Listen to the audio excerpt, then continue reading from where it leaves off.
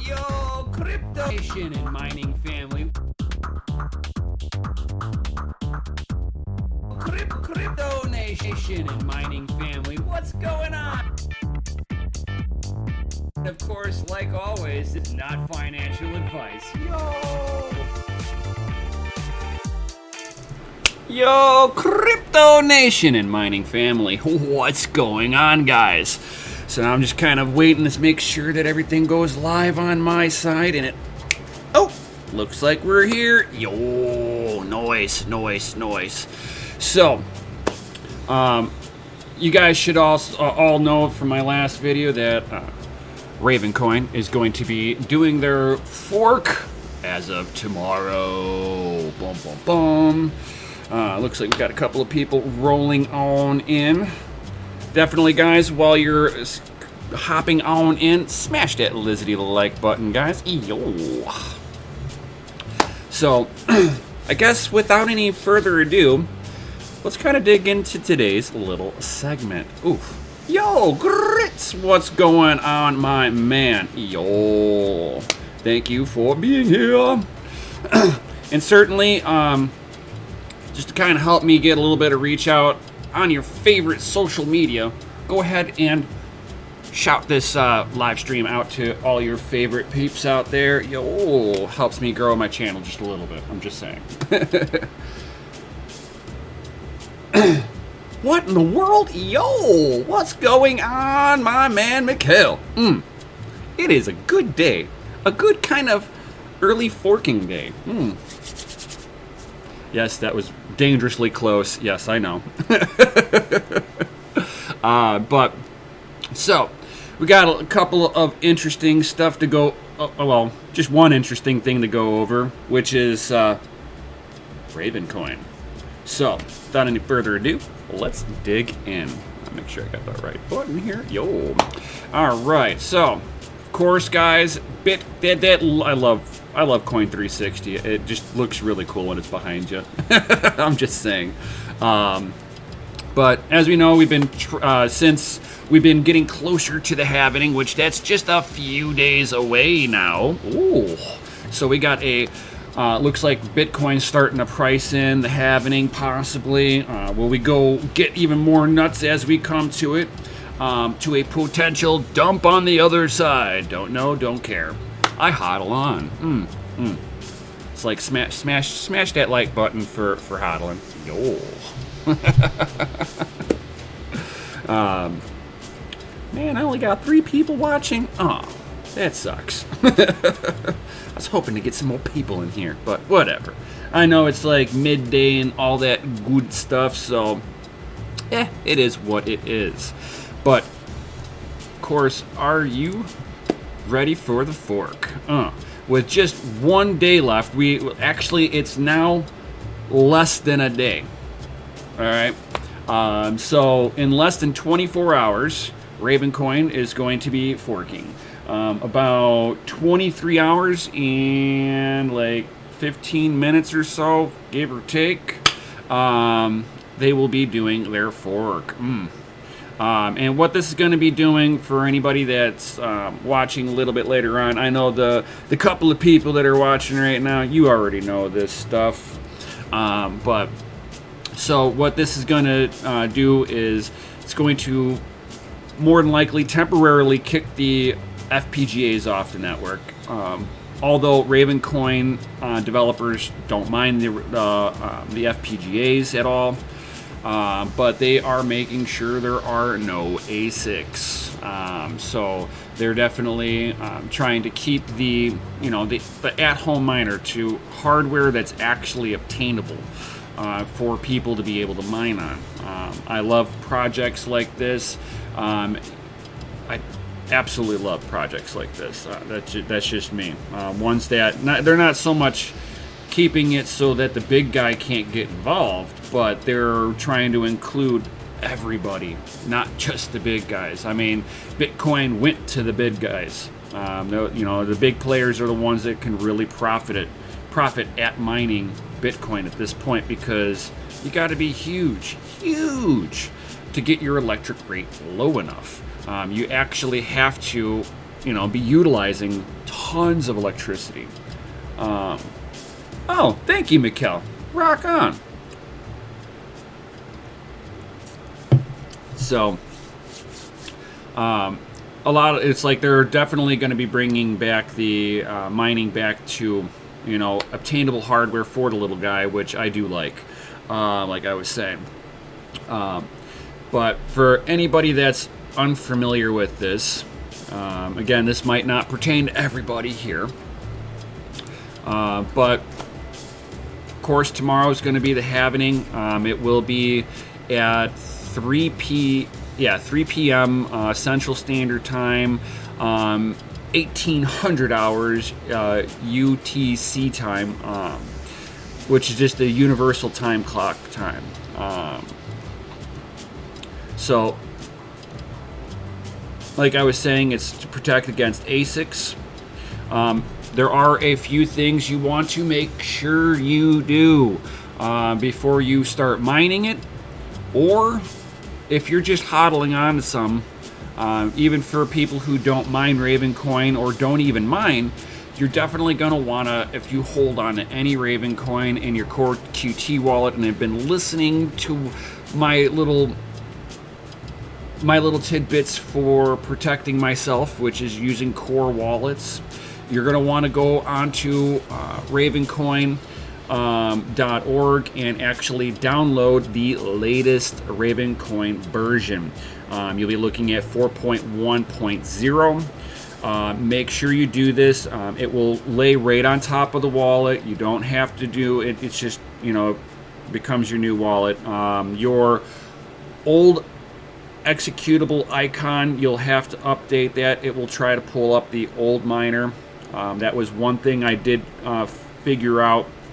I had to go back into the miner, the wallet itself, not the miner, the wallet, and actually get a new executable out of it so that I can launch my wallet now.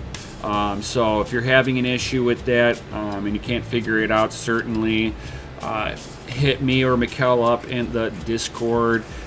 We will be more than happy to help you out. It's actually a really quick, simple solution.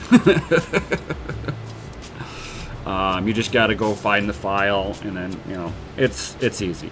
I'm a hardware guy, and I was able to figure it out with no help. So it's really not hard. And then make sure that you are also reconfiguring your miner, and I will get into that in a little bit. So you're going to definitely want to make sure you're running all the upgraded stuff. The new miners have the KawPow in there. So definitely it's going to be something you're going to have to do. It's going to be implemented on the Ethereum network, but with the parameters for Ravencoin built on top of it. So it's going to be a little memory intensive, and a lot more core. So it's supposed to balance the card out a little bit. If you've ever mined Ravencoin before, you are going to see a drop on hash rate from each individual GPU that you're going to be mining on there. So like a 1070 used to get 20 mega hash to 28 mega hash, depending on what algorithm it was. Those days are over. But with the drop in network difficulty, with the amount of hardware that's running on there, should be alleviated for at least a day or two. It will give all the GPU guys a little chance to be profitable for a day or two. It all depends on your situation, what your electric rate is, depending on how your outlook is on why you mine. If you're thinking that you want to start mining, this is not financial advice.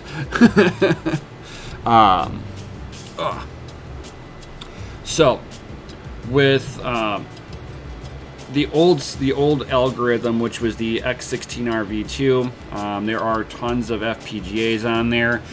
With them coming into the fork, I wasn't able to test them out on my BCU 1525s. So whatever. I mean, it wasn't like it was mega profitable. I just kind of wanted to check it out.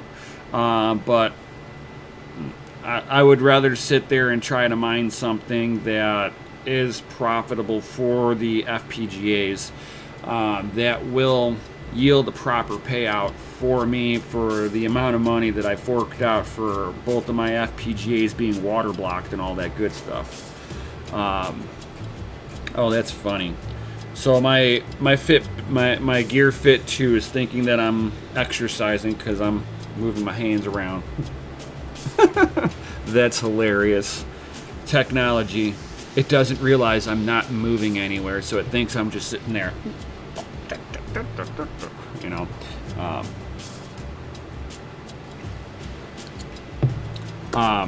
So whenever they do go over to this, as of tomorrow, you can test them out now.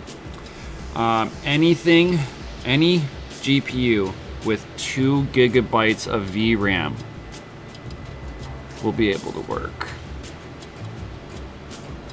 Yeah. That is actually kind of cool. So if you've got some old hardware with 2 gigabytes of RAM and you want to just throw the kitchen sink at this, tomorrow is going to be the day for it, guys. Oh. I know, grits, right? Sweet. Any card. I've actually got a 13-year-old card, but boo, it's got 1 gigabyte of VRAM on there. Whatever.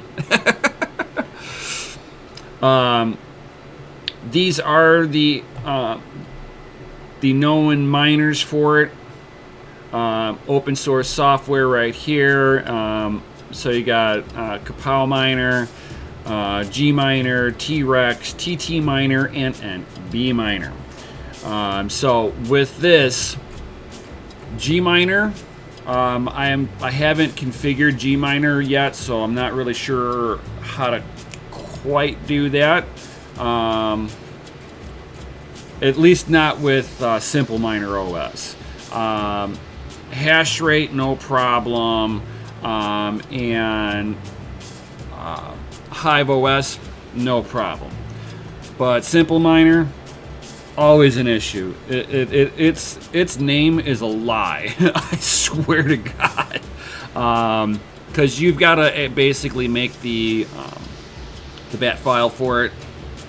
So, and their command callouts are a little different than some other ones that I've used. Sometimes they're the same, like there's like arguments that I have issues with.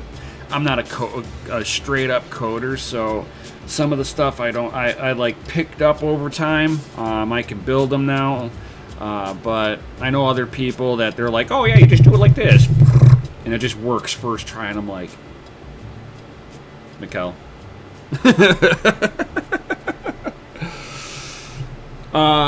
Yeah, if it's got more than 2 gigabytes of VRAM, I'm sure it'll work. I don't see why not, actually. I don't know if it's like power efficient, but if it gets you some crazy hash power, like anything around like 20 mega hash to like 50, I'd run it. Even if it was just for testing purposes.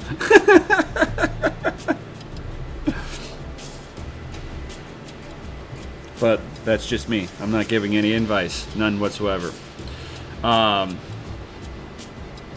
So NB miner is going to be the miner of choice for AMD cards. So if you got any AMDs, the NB miner will work on NVIDIA and AMD both.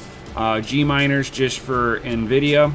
I'll be testing through the week. I'm going to put everything onto NB miner, see how stable the hash rate is, give it a couple of days, and then I'll switch it over to G miner and give you guys an update from there.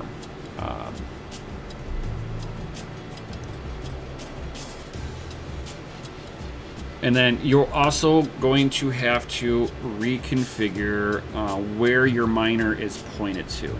And that I'll dig into, like I said, in a few moments here. So basically, you're going to want to make sure that the pool that you're pointing at didn't change its port number.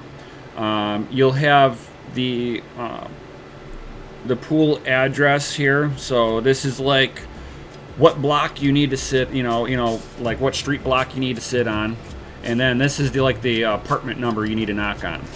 And then you're putting in your wallet address, and then I always recommend put rig names down, even if it's just 1, 2, 3, and 4. This way, oh, 1 is this rig. Why are you down? It helps you start diagnosing problems instead of trying to figure out which one of many rigs you might have just went down. If you got one rig, it's not so much of an issue, but when it comes down to multiple rigs, yeah, separate them with names. Make your life easy. I've seen people they mine to an address and it's just one address. It's like, there's, and I can sit there and look at the hash rate and look at what I've got, and I'm like, you've got multiple rigs. That's weird. If the video quality just dropped for a second, just refresh the screen. For some reason, OBS disconnected and reconnected for a brief moment. I don't know why. It didn't drop any frames. It just glitched. Nice. Thank you, OBS, for just barely working.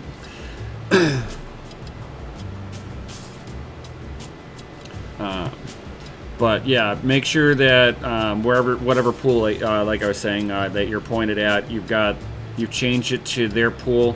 Most of them, some of them will be seamless, possibly. They're just going to change the port number on it. Other ones, they actually have a new address that you're mining to with a new port number. So just kind of double check with your pool. They should already have this information up, as long as that they're staying on top of everything too. Most pools will be on top of this. So this will be really interesting that all your older cards here will be able to come back on. You thought those 3 gigabyte and 4 gigabyte cards were a thing of the past? Looks like Raven Coin might have had an idea for him, and all those people who got rid of all their lower VRAM cards might have done so just a little prematurely, possibly. Interesting.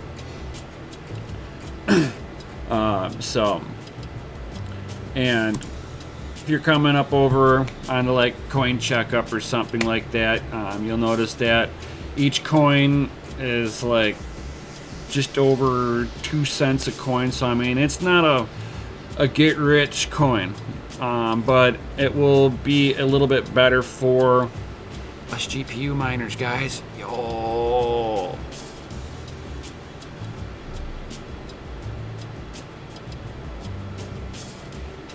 Yeah, Grits, those who might have sold off just a little too soon. They're like, oh man, Ethereum's not switching over to KawPow. Nobody wants to switch over to it.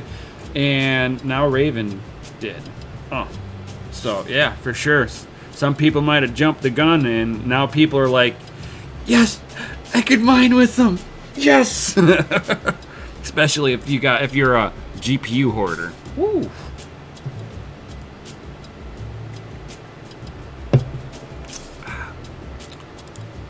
But this is their website. If you want to, you can dig into their white paper, all that good stuff. What interests me really about Raven Coin, and why, a couple of things that I like about it. One, you get my golden rule. It's got to have a core QT wallet. Now, I do give exceptions to the rule. I mean, it doesn't have to be. I mean, look at Monero. But that's a different situation. That's a nice privacy coin. But for the most part, I make sure to look at it, make sure that it's got a core Qt wallet that the devs made. They're not relying on third party to make their wallets for them. This shows that that they're putting more work into their project. When you start devoting a lot of time into a project, it's like putting skin in the game. So now they're a little bit more incentivized to make sure that everything runs smoothly, because through transactions and stuff like that, for mining wise, they're getting paid too. And that's what you're trying to do, is just kind of make sure that the ecosystem thrives. But this is a peer-to-peer blockchain that is there for basically transferring assets from one party to another. So basically, if I wanted to, I could register my computer on the Ravencoin blockchain, and I will basically lock up a token, and I forget what it costs to do so, but I can sit there and secure it like a digital ID and show that I have ownership of it, because I've got the private key to that ownership. So I can sign it. I can prove that I own it now. It's also really unique, so that if I wanted to sell it to somebody, I can digitally transfer it to them. And now you have a digital proof that you now own it. And this is a way to basically also protect yourself, because it's like having a contract. Now you have a contractual obligation that I have to give this to you if I ended up selling it to you. So I like it for that aspect, that it's like having a digital signature. That's to me a use case. And I constantly see that the Ravencoin devs are always doing stuff to update their system. No, it's not perfect. Nothing out there is, especially when people put stuff together. You're gonna find something that you want to tweak. You want to do this a little bit better. You can do it more efficiently like this. Even Bitcoin goes through its changes, because they're trying to make Bitcoin more usable. So, and if people were perfect, it would have been made perfectly the first time. So since it wasn't, they're constantly updating Bitcoin too.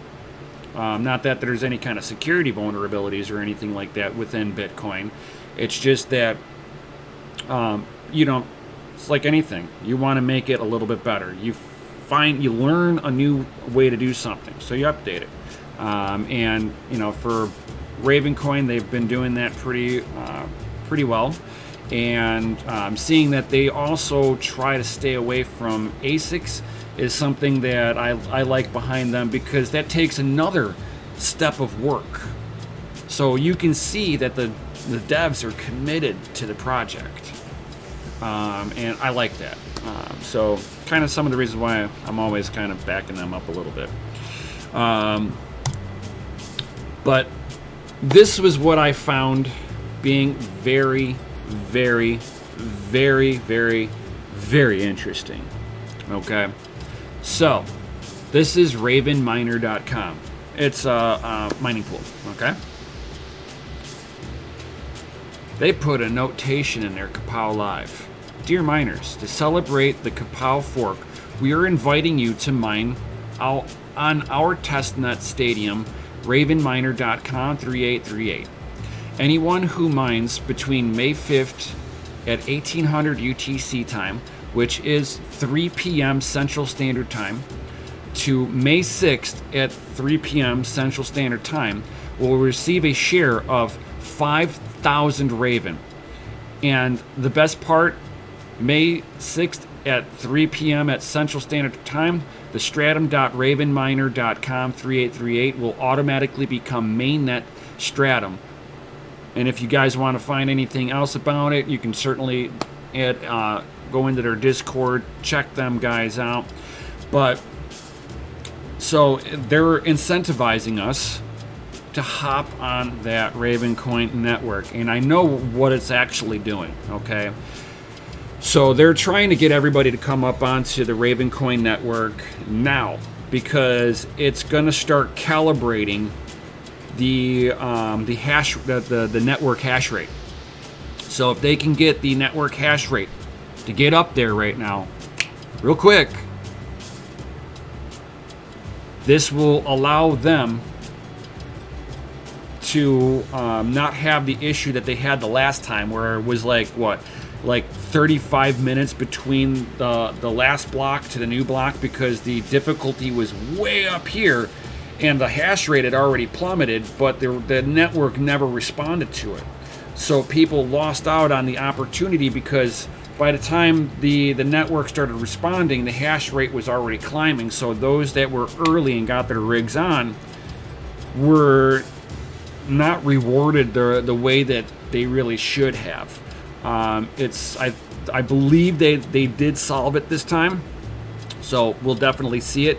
And seeing that they are giving out a share of 5,000 Raven to stay on testnet will incentivize any miner, I think, to test out their test network for the next 24 hours, which, guys, that's what I plan on doing. So let me make sure I'm not showing anything personal when I switch over to the next screen. Excellent. Let's see here. I just want to make sure. All right. All right, cool. And bam. So this is not so simple miner OS. So these are the list of all the different miners that they have up on here, and yes, they have human malware for the computing power. I think this is for like folding at home, which is cool for them that they've got this here.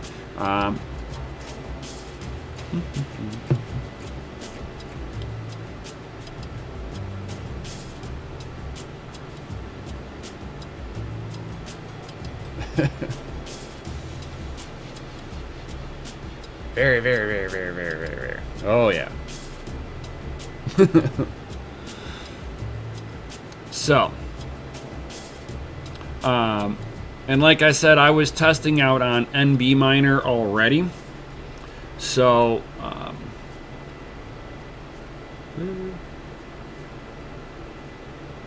here we go. And as you can see here, NB Miner got the new KawPow on there. So they're already set up on here. You're going to want to use their latest miner, because it's going to have all the fixes that they're going to have for it so far. And you see how it's already set up here. So you can, go back to the pool of your choice.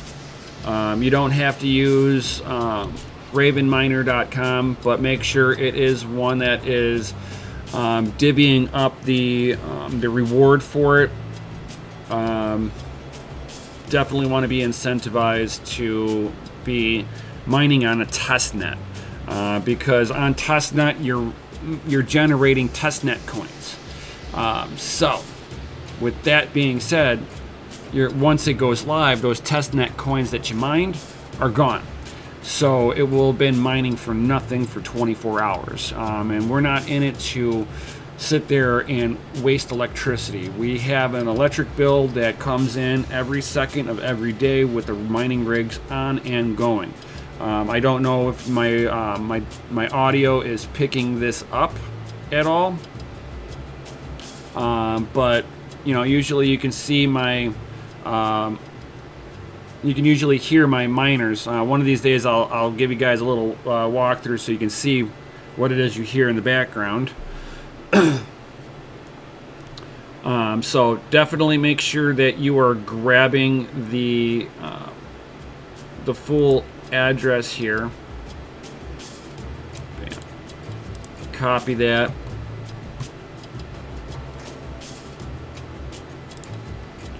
And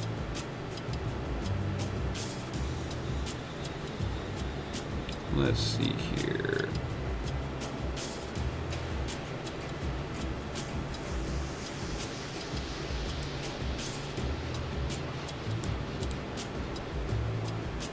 Paste. Bam. And then I've got like a little test net wallet address right here. Copy. And right where it says user, you just scroll right over that and right click that and paste it in place. Bam. And then from here,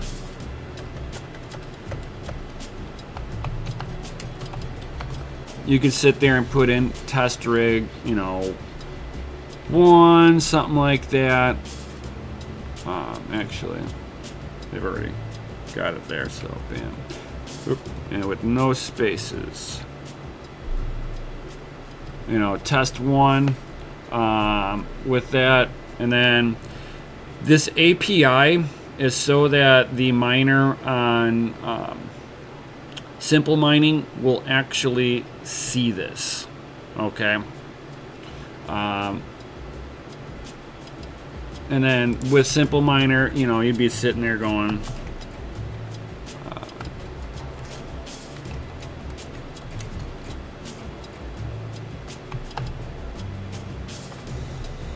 you know, test RavenNet, and then you would just add group.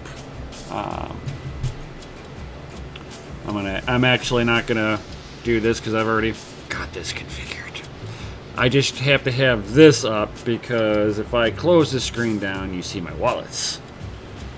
Just because they're public addresses doesn't mean that you want to sit there and show them off to the world.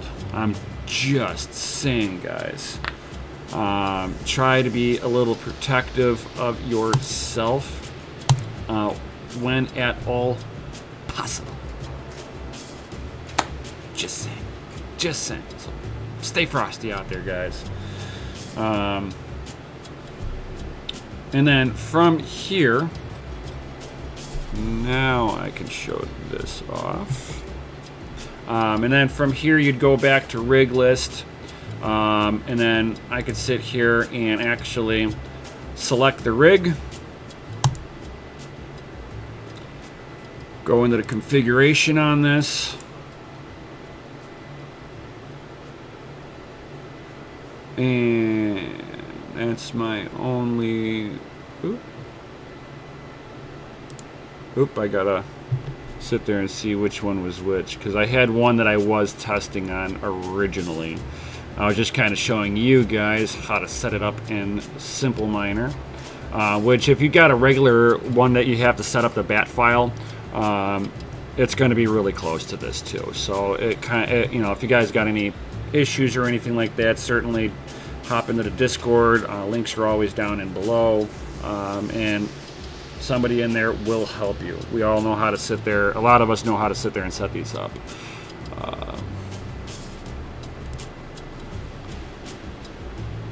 Let's see here. Which one of you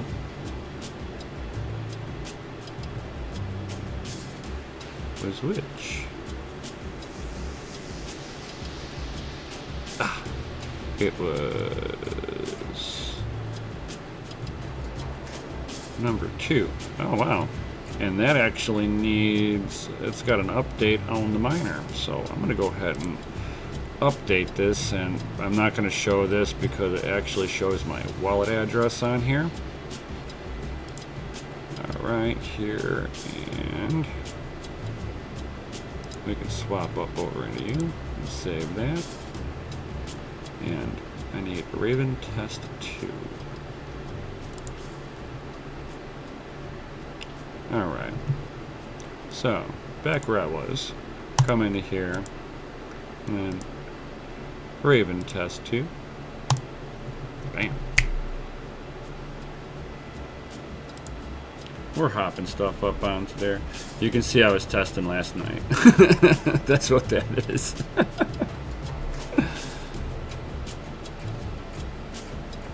Alright, so the miner's stopping. And we're downloading some stuff. Ooh. And there we go.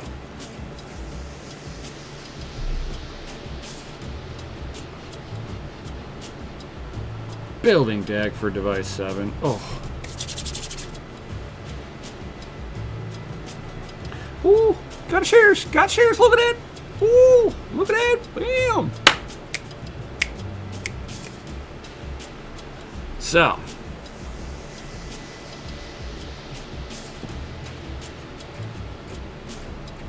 Yeah, I know. I cheated, like I said. I did test last night. You can see how my hash rate dropped up over here. So this is now one rig on there on testnet. Realistically, that's all you need to have on there to get the payout for the KawPow, I guess.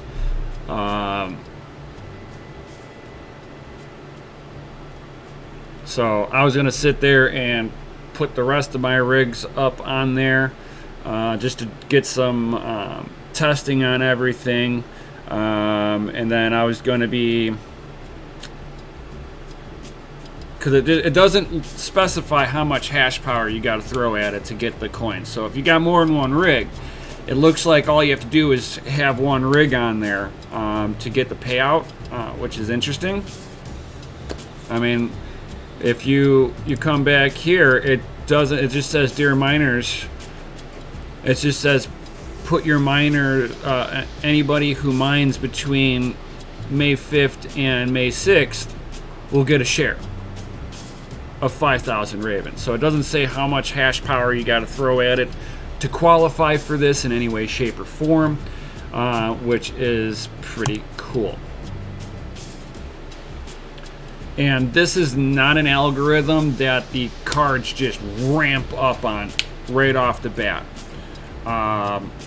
So definitely every time you restart the miner, it just takes it a couple of times to basically do its thing.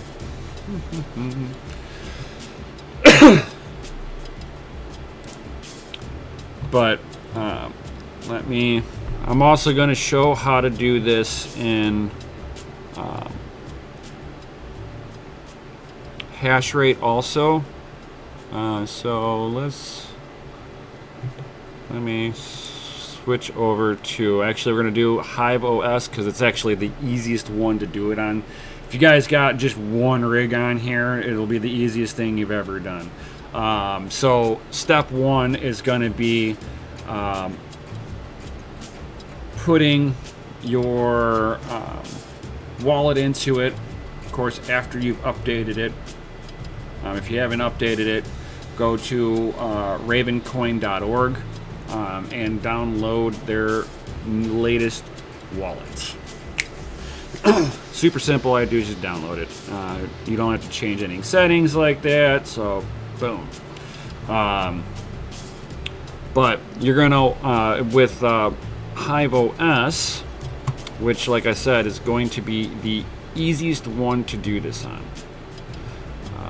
Let's see here, because I know this one also shows wallet addresses that I don't want to show off here.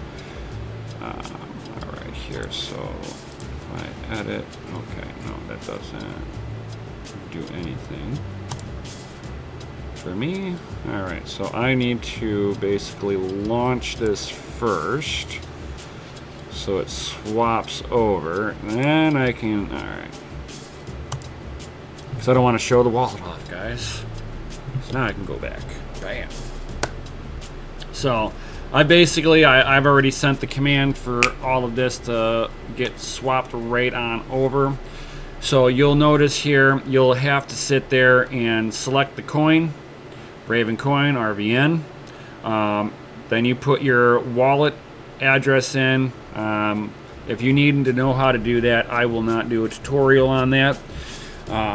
But I will certainly help walk you through if you've never done it before. I have no problem with this. So you're going to go into it, select your coin, Raven coin, already got that there. Then you can sit there and select your wallet.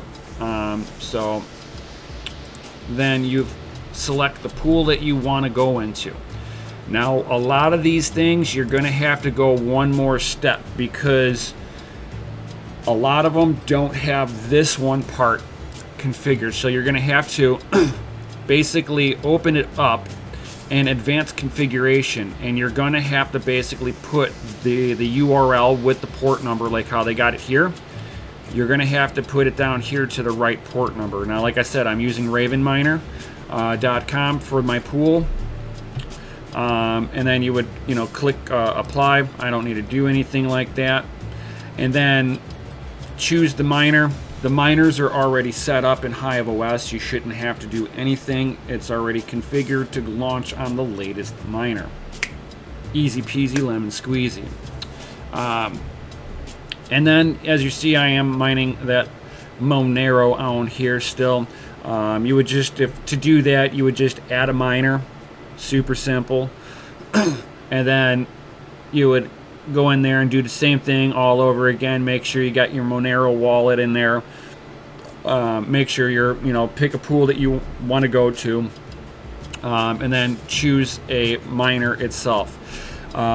It looks like with HiveOS, I haven't done any testing as of recently, but before, XMR Stack with HiveOS actually worked better.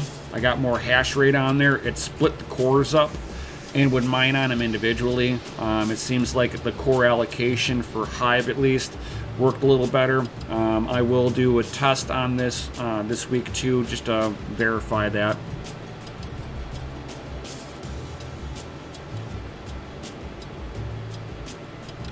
Dynamic algorithm mining. I'm not sure what that means.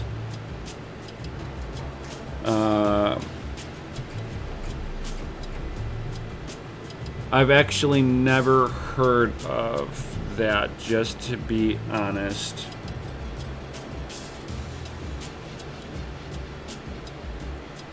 So do explain.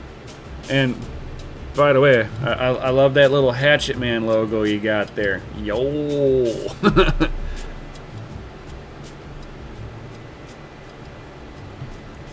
It's like got that fam up in the house. Whoop whoop.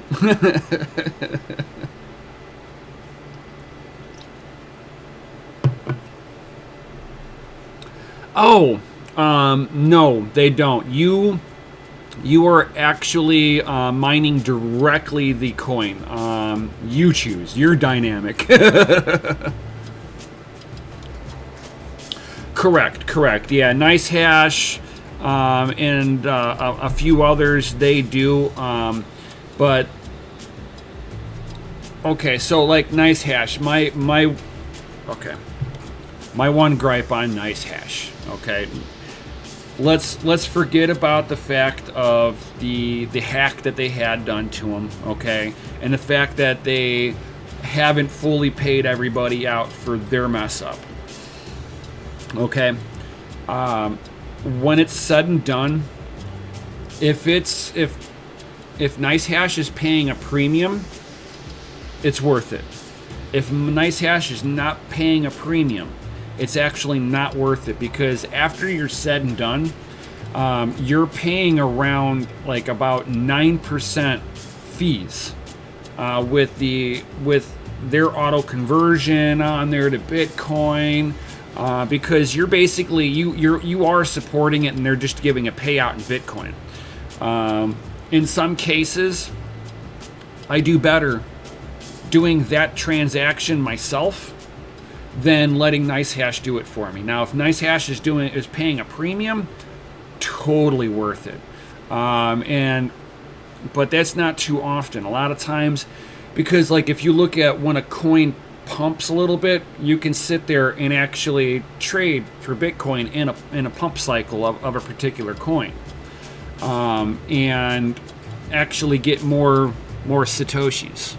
And at the end of the day, that's what I'm worried about, is just stacking sats and chilling, right? Especially coming up into this halvening. That's like days away. I mean, can you believe that? I mean, this is going to be my first halvening that I'm going to be witnessing here, so hold on to your chairs, man. It's going to be a bumpy ride. But usually whenever I get done mining, because, like, you know, Nice Hash, you have the miner that you're still getting. Oh, nice. I mean, it's an easy way to take care of it. I mean, it's basically just made simple. That's one thing I find that I like about Nice Hash, is that it is easy to use. As long as you know how to overclock your GPU and you pull power off of your GPU itself, so that your GPU stays under 65, you know, at or under 65C at all times, your card's not going to burn out. So, I mean, for the ease of use, yes, I love it. It onboards people like that. But then once they figure out that, hey, if I mine this coin separately, and I watch the chart and I notice that there's a pattern that it kind of pumps in, I could sit there and time that market out, trade my coins in, and instead of getting charged a 9% fee between the mining program itself, the pool fee, the miner fee for me to exchange from one wallet to another, and then, of course, Nice Hash has got to be profitable off of your hash power. So they're taking a cut off your hash power. So you got 4 hands in your cookie jar. If you sit there and you mine the coin directly, you've got your miner, you've got the pool, and you've got the mining software. So you got 3 hands in your cookie jar that are going to be there no matter what. Because it takes another miner like yourself to transfer coin into your wallet.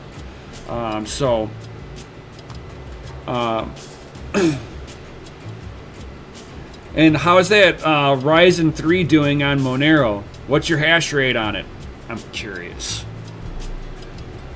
Because I got a 2700X, and that thing gets almost 5,500 hash on Monero. But whenever you're sitting there mining it directly, like I was saying, you tend to get more Satoshis in the long run. But again, if Nice Hash pays a premium, they do every once in a while, certainly jump all over it. If not, you know, check out trying to mine a coin directly. It's good, even if it's just for testing purposes. That's how I basically started with it. Believe it or not, I started on Nice Hash on a 13-year-old rig. It told me that I couldn't mine on my graphics card, but it would mine on my CPU. And that was like, at that time, my CPU was getting like, oh God, it was like 45 cents a day on a 13-year-old CPU. It was horrible. Horrible. Let's see here. How are you doing?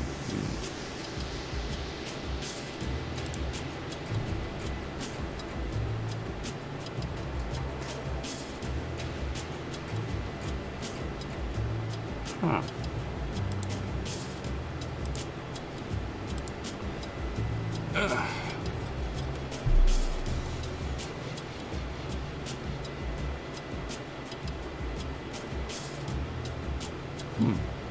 Interesting.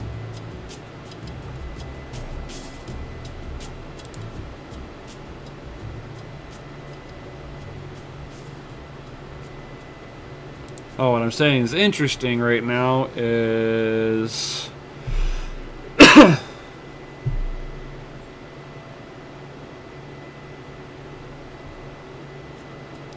it's only pulling up one core.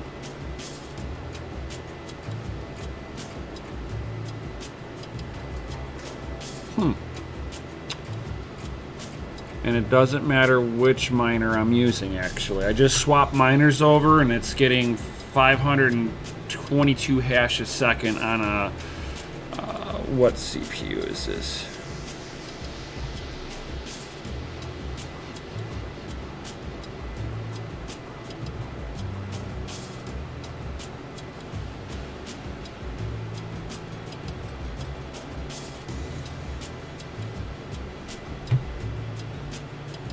That thing should not be running Kryptonite R.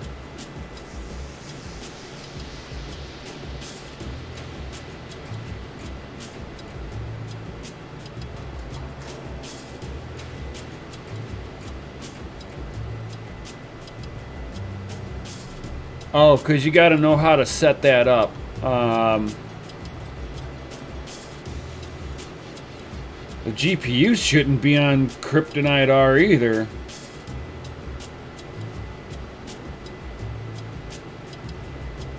That's like horrible for graphics cards. I wouldn't even put my 1080s on something like that. It's not worth it. Kryptonite R wants way too much power. Yeah, that thing would actually... yeah, wow. See, a Vega would... somebody thinks they're going to call me right now. No. No kidding.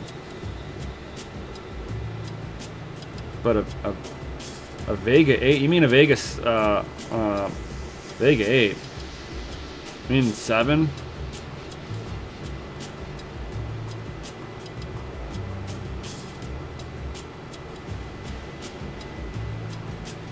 Or a Vega 64 or something like that, or a 53 or whatever it is. I was never big on the Vega lines. They're like almost not Oh, okay, yeah. I forgot about those. I'm not really big on Vega graphics at all. Oh, wow.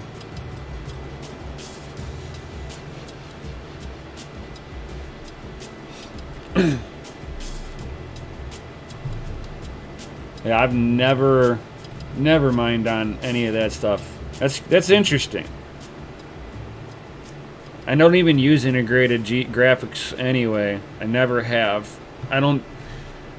In the last 13 years, I haven't had a single CPU that hit integrated graphics on it.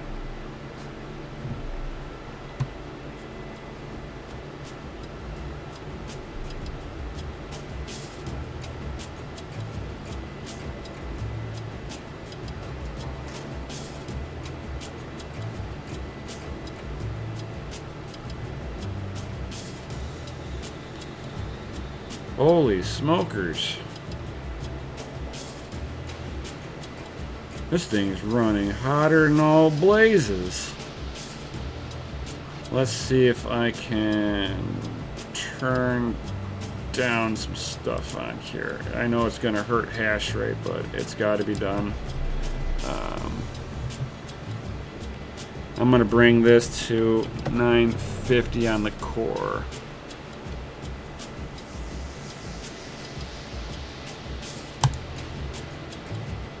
I'm a little warm here, guys. Just a little bit warm. I'll turn fan up on it if I got to, but I'd like to see what happens if I try to control the core voltage. How bad it's going to negatively impact this.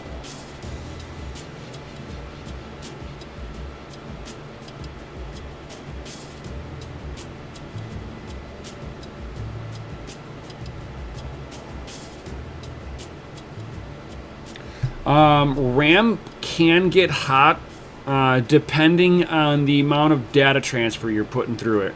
So if you're like mining Ethereum, it's memory dependent, so it's like on a GPU, it's gonna use the hell out of the VRAM on it. On other algorithms, if it's utilizing RAM on there, I know like if you're mining random X, which for CPUs that's like the best thing to be running on because that's Monero. You're utilizing a little bit of the RAM, so I'm sure parts of the RAM will start warming up a little bit, but it's not hitting it as intensely as you would think it is. It's just doing a little storage there, here and there. Nothing significant.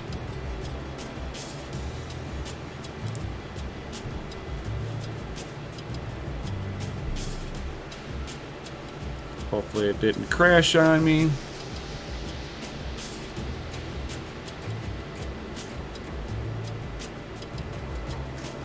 It's like, don't crash on me.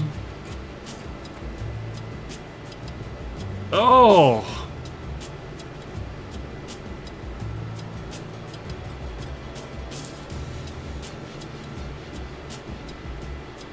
Oh, don't do this. I know the rig's like just right over there, but...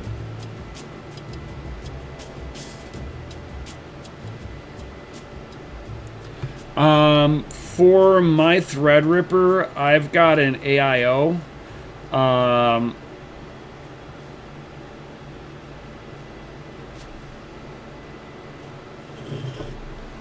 Oh, dude. Pie's right here, dude. It's always on the desk.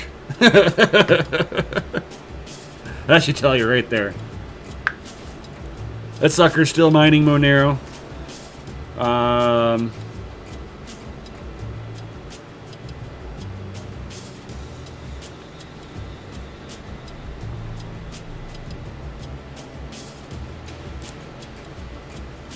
Looks like I'm gonna wanna reboot this.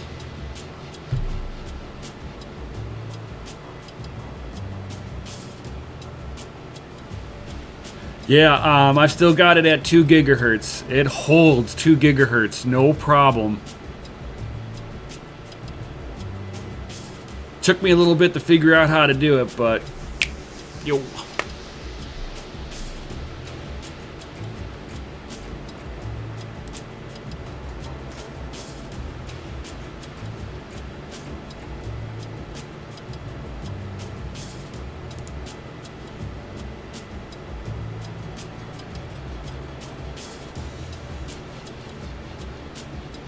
Come on.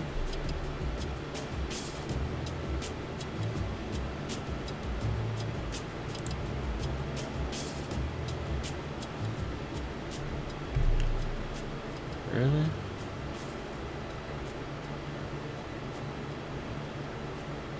It's gonna make me reboot the rig again.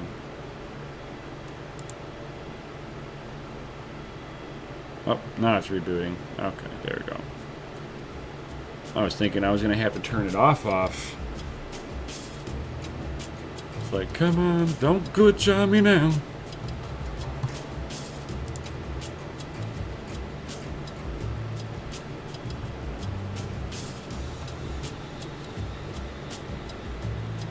Man, I wish I could mine at that wattage, 32 watts. Oh, that'd be such giggity. Yes, you can overclock RAM.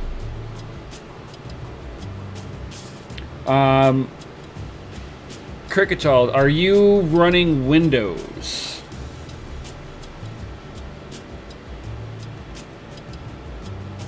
There we go.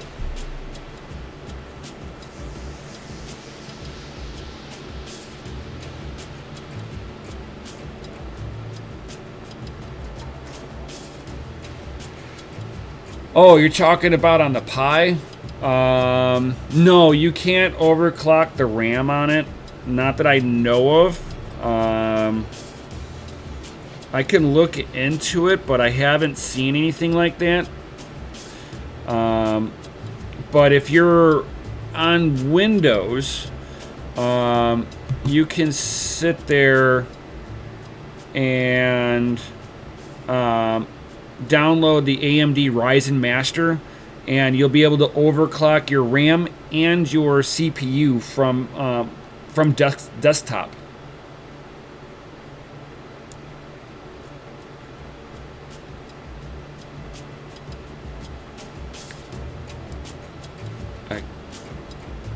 KVM? What is a KVM? I know it's going to be something stupid, and I'm just thinking about it too hard.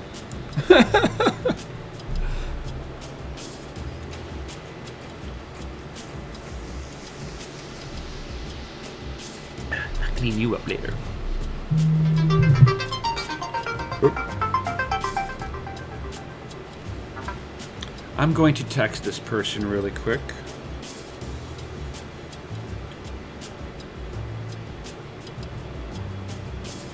This person's just going to have to hold on just a moment here. It's not the end of the world. And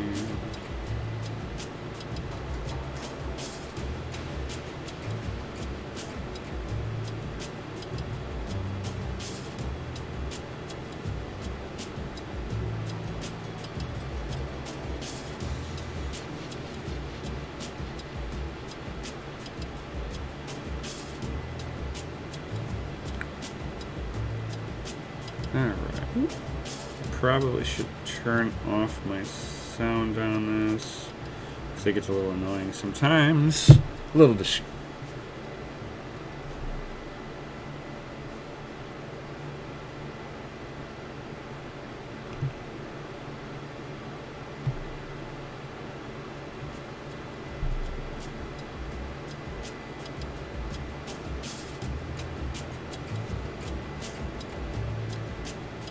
Yo!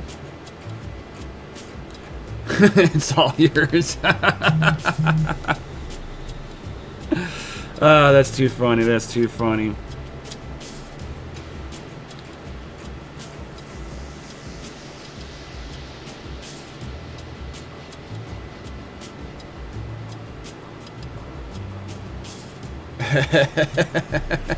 Too funny, too funny.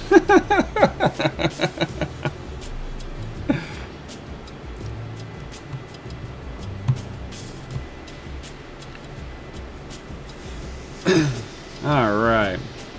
So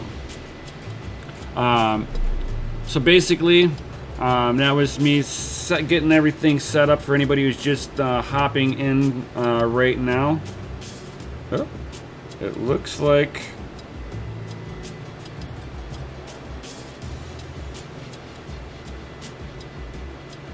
what in the world? Is my stream getting all janky on you guys right now?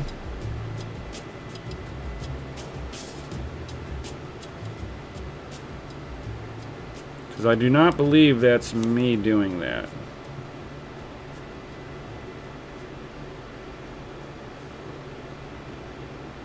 I'm like, it's all good. Yeah, that's weird. It's like YouTube's having an issue.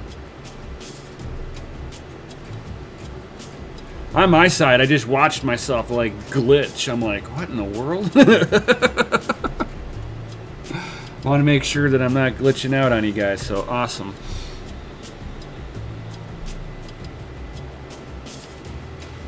Awesome. But all right, for any of you guys that are just tuning in now, I've gone over Not So Simple Miner OS, setting that up for KawPow, getting Hive OS, which is one of the easiest ones to get set up on here, guys. I mean, absolutely one of the easiest ones.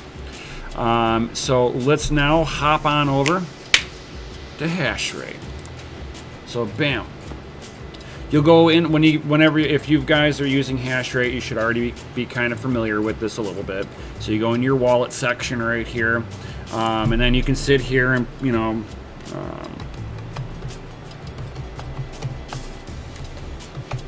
Raven testnet, you can put that in there. Then you can put down Raven KawPow. Ooh.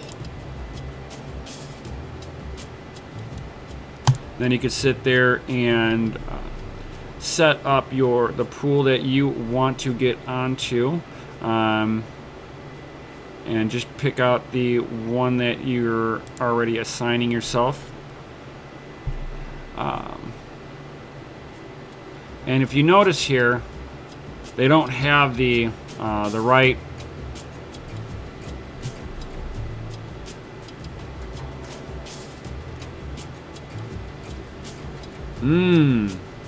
chain coin. That's an interesting question there. That's a good question.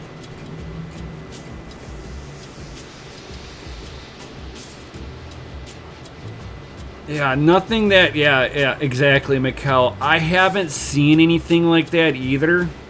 I haven't heard any whispers of it. So, hey, what's going on, the Deadwood? Yo!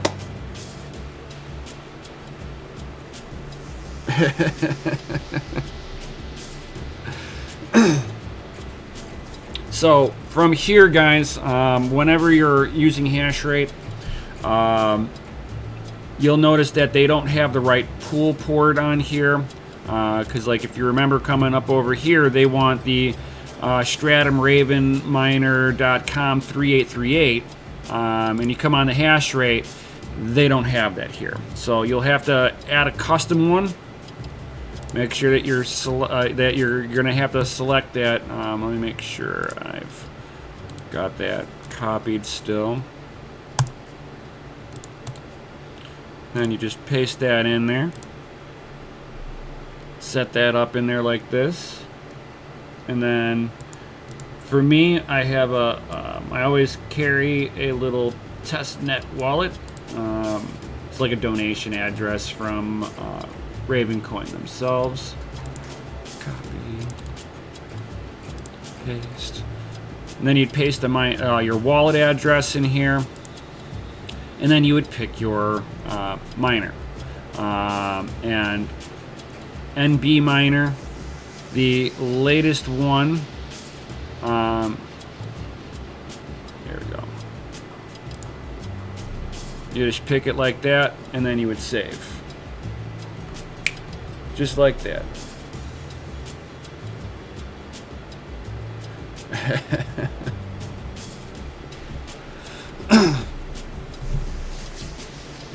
All busted.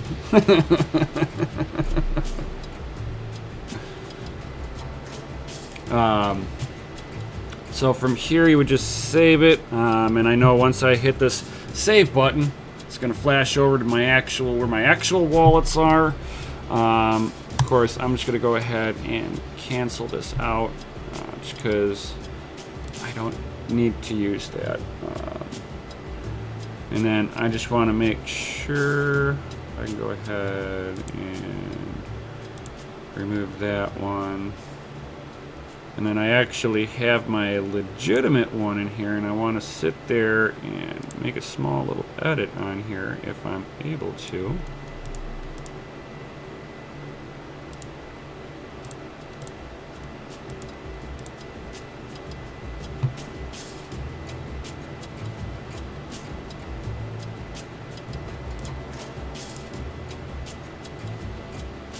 Because now... Oh wow, I'm gonna have to remake a wallet. Alright, that's no problem. Just because, yeah, because they finally, it looks like they did an update that wasn't there yesterday. I'm not sure. If you guys would like me to do a live stream during the whole fork, whenever that goes live, and watch the network hit its first block on the new network, I'll do that if you guys want. That's no problem.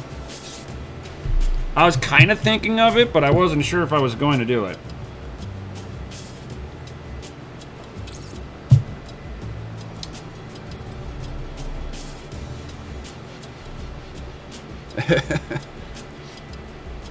Yeah, the Deadwood, that's what we are definitely here for. That delicious data.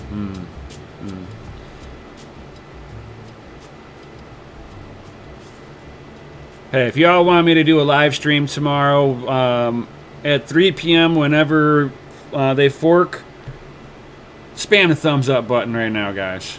Oh, just spam it.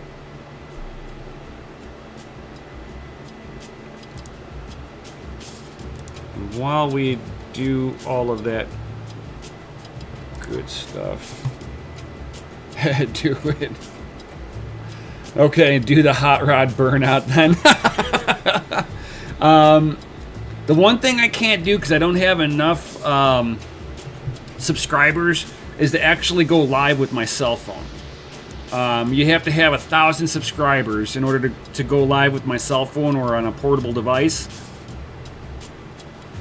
So if you guys want to get me like 1,000 subscribers, as soon as I get to 1,000, I can do it. Do a live burnout for you guys. If I get to 1,000 subscribers, I promise to do the 1,000 subscriber burnout. I will do a fat burnout with a 1974 Chevy Chevelle.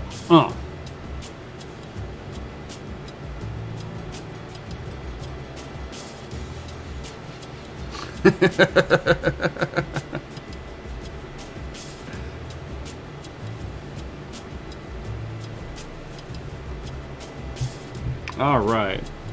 So I've got to remake this because they just did an update and I saw it right as I was making this wallet.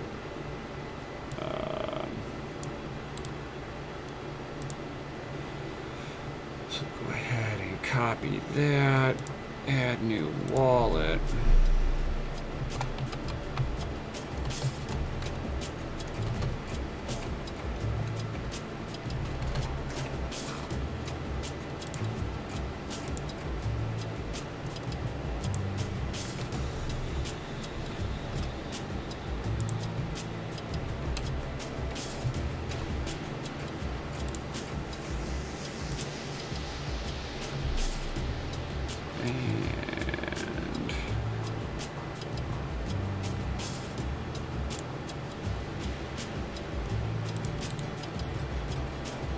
Paste that in. Copy that. Go back over to here. Add custom. Paste. Custom. Yes. Select the miner. Hey, I got more options now because, yeah, I don't know why they didn't just give this to me originally. Save. Alright, now I can do what I wanted to do.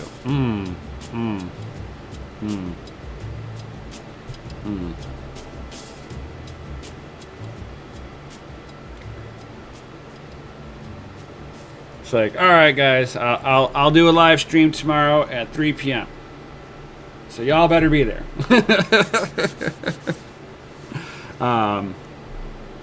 So from here, pretty much the setup on this is pretty clear cut.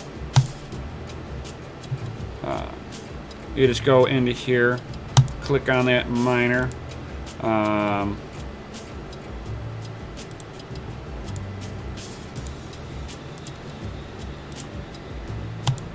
Apply to all of them.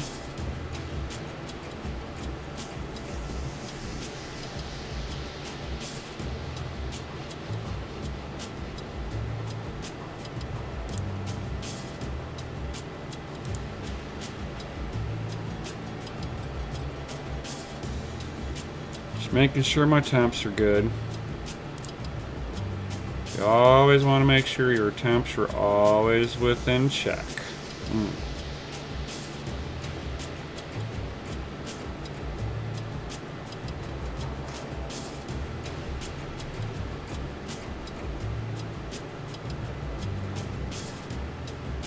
It's almost 5 p.m. here.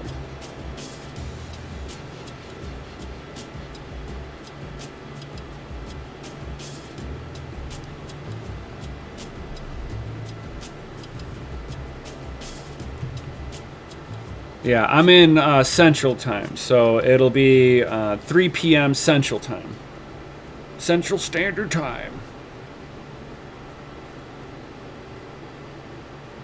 Correct.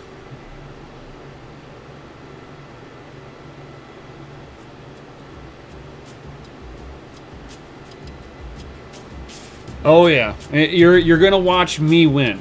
I'm just saying.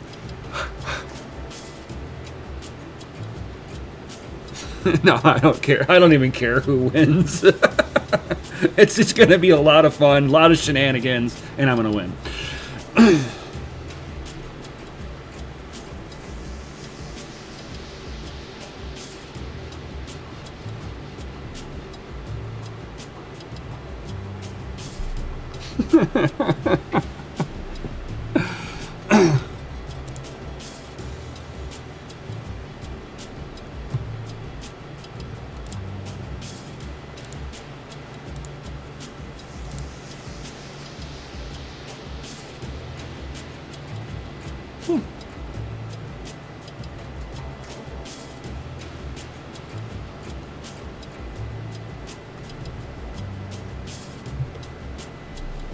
Well, that's kind of cool right out of the box.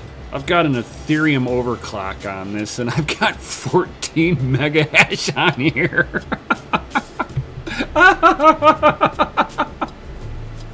Oh, that's insane.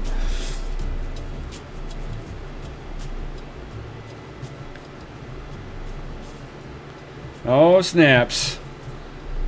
We got the hash party. Bam.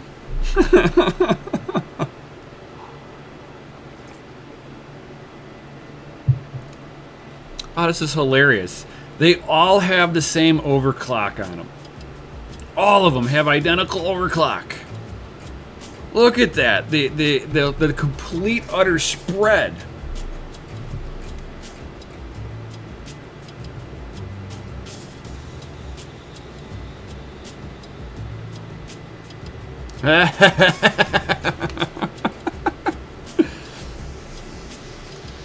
Oh, that's too funny. Hold on here. Let me see if I can pull this up. Where is it? Where is it? Oh, I'm going to do it. If I can find it. I know I stored it. Oh, come on. Say I stored it.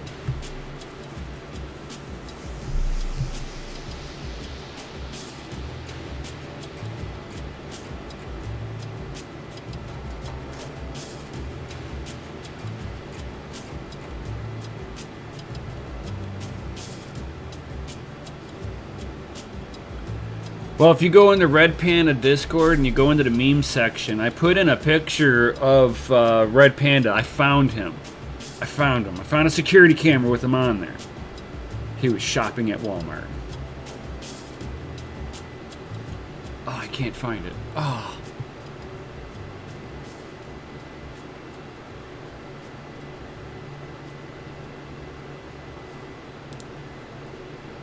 Oh, I know it's got to be here somewhere. Oh, it's here.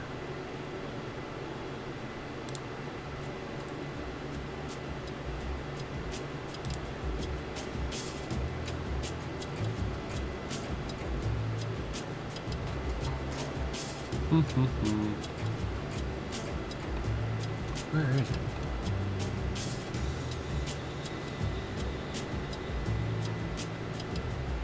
Ah, here we go.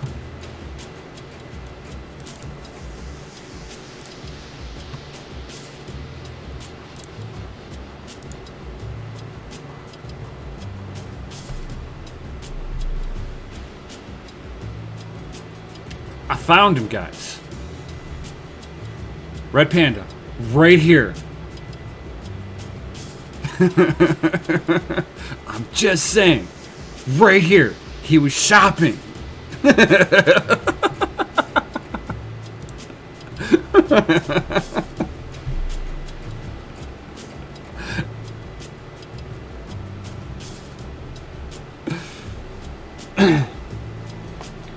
It's not funny.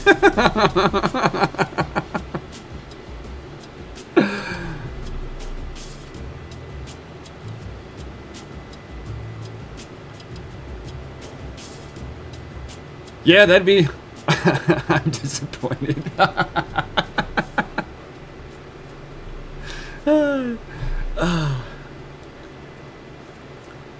Oh, I showed it to Panda first, Chain Coin, so yeah, he thought it was hilarious.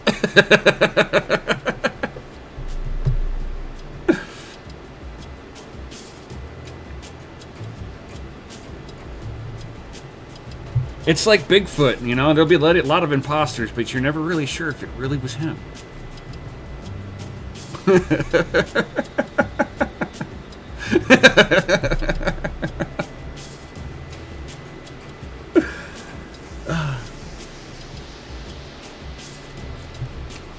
Well, I'm glad somebody liked it.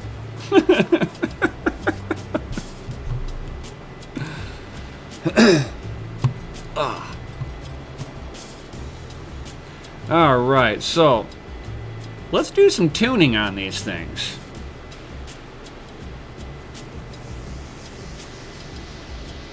Because he couldn't believe he got caught.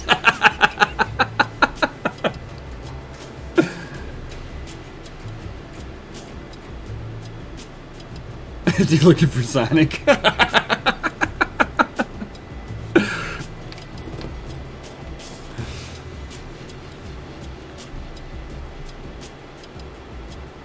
Alright, so... Whoop. Wrong clickety. Wrong clickety. So let's go ahead and put my standard little NVIDIA tune on this thing. And it seems to be okay with the memory clock.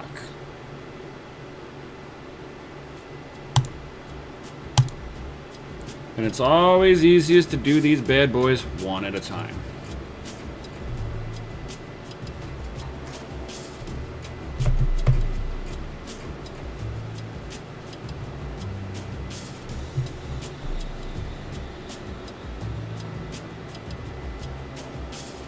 And anybody that's just joining in or in the future, guys, definitely smash that lizardy like button.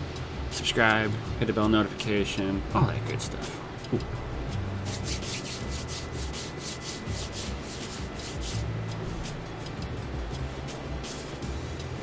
Damn. 14.11 megahash.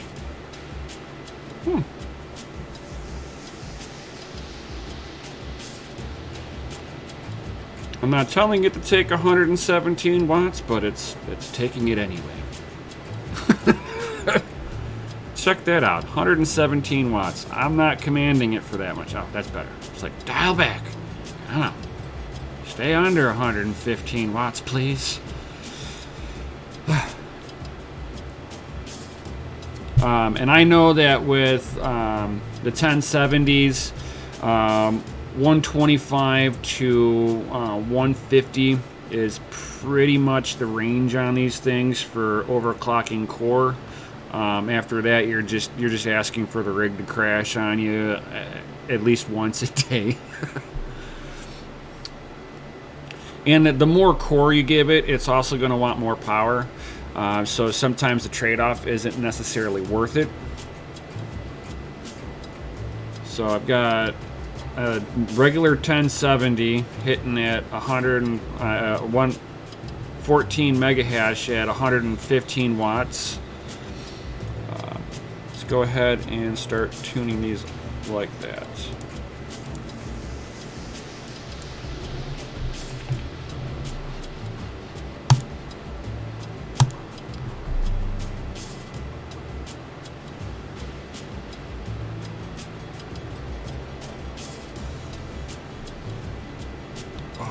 It back.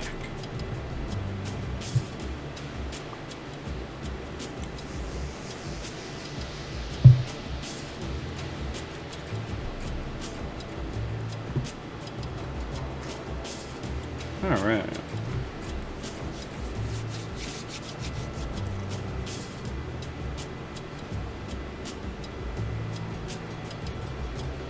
Correct. That is very, very true, Chain Coin. A higher core count or more power will have the card run hotter. You are 100% correct. And if you plan on mining this because all of a sudden the difficulty stays low on this coin, and you're like, I'll just let my stuff sit here for a little while, and we're coming into summertime, your mining room is going to get hot. So it's best to just try to run everything as efficiently as possible, as cool as possible, especially during the summertime. It's hard to dissipate heat if you don't know, one, what you're doing, or two, you got a bad arrangement in that particular room. I happen to have a nice setup for my mining room where I've got 2 fans exhausting out, and then I have a third window that brings fresh air in. So I've got lots of ways to be able to circulate air in the room. And then during the middle of the summer, I set up a fan on the floor just to get a circulation through the room, and it kind of helps lift the heat up off the ground, and it just kind of keeps everything a little bit more turbulated in there, and it seems to wick out heat a lot more effectively. I had a 100-degree day where my exterior wall was like 102 degrees, and in the room itself was 97 degrees.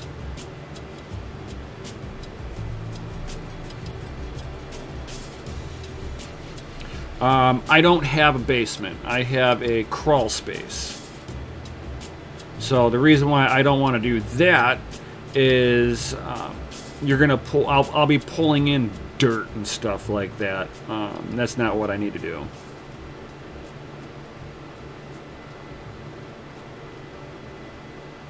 A lot of people don't realize. Yeah, I mean you can pull air from there too, but you're talking about as soon as it gets dry out, that little bit of air movement will start pulling in air and then dust off the ground. And even if you sit there and as soon as you put a filter on there, you now slow down the velocity of air. And the trick is to actually have air velocity.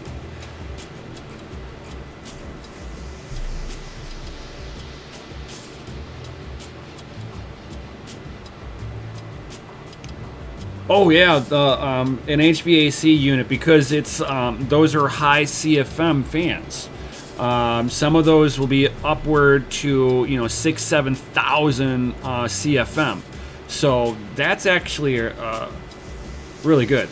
That's why it works so well for you.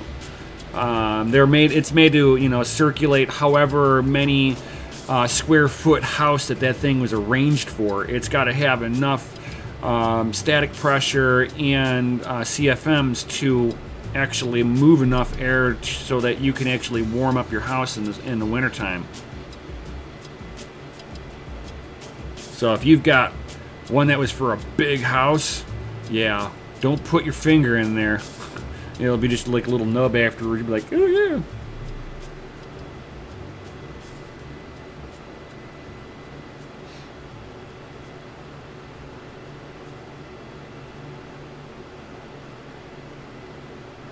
Yeah, that's about where my system temps are average too, except whenever I get like my 115, 120 degree day.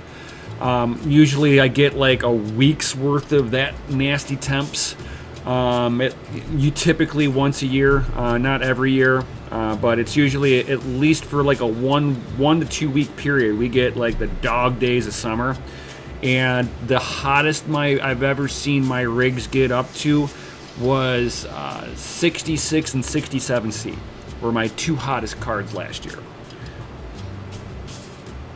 On a 100-degree day, my rigs are sitting like 58, 59, 60 C.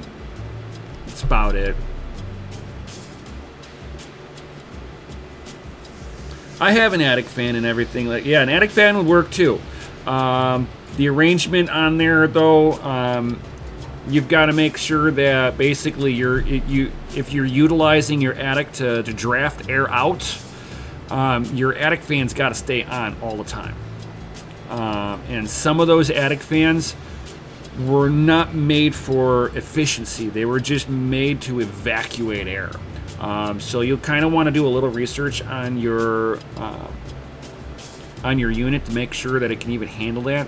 Having those things cranked like that all summer long will take a toll on the brushes and on the electrical brushes. So just kind of keep that in mind.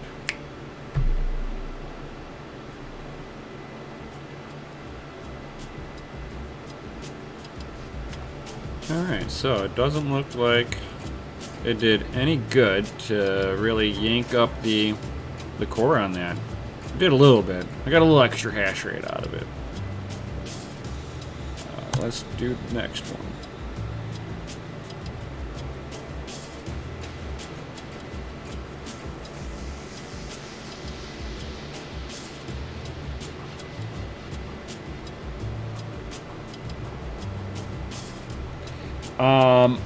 I'm not big on swamp coolers. Okay, so basically with a swamp cooler, for anybody out there that doesn't know what a swamp cooler is, so if any time that you take air and you blow air across the surface of water, it will naturally start cooling the air down. Problem is you also start bringing more moisture into your environment. Electronics don't like water at all, especially while running. You'll start having corrosion around your solder joints and stuff like that.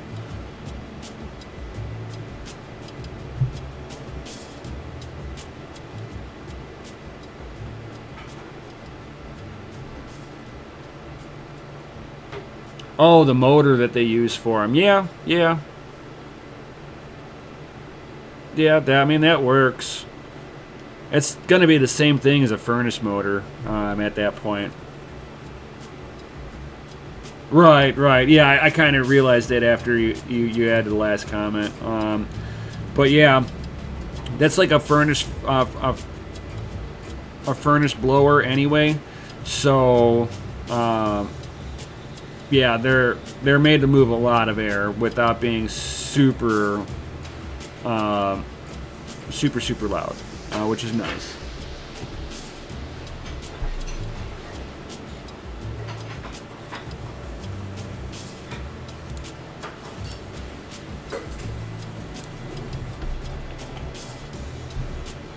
Apply. I'm just going to apply it into all of them because I know this works on all of them already. Apply.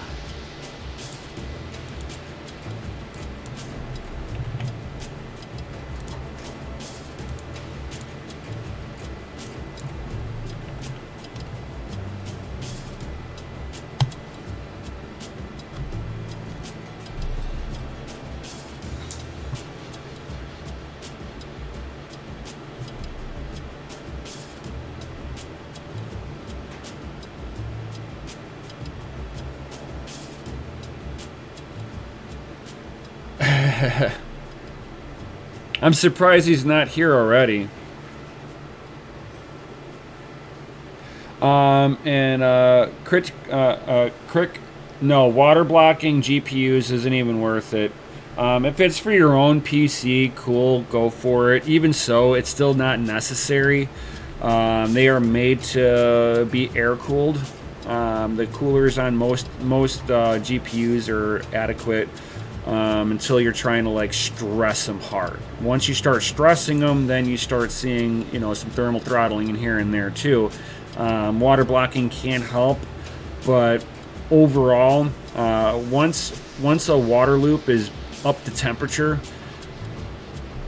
you're getting a little bit extra cooling off of it, but not by a whole lot. It's not like huge leaps and bounds differences. And then for the amount of money you're going to spend, even let's say you water block 2 GPUs, you're going to be like $500 in the hole before you even start mining. Now, if it's for your own PC, you got the money, go for it, dude.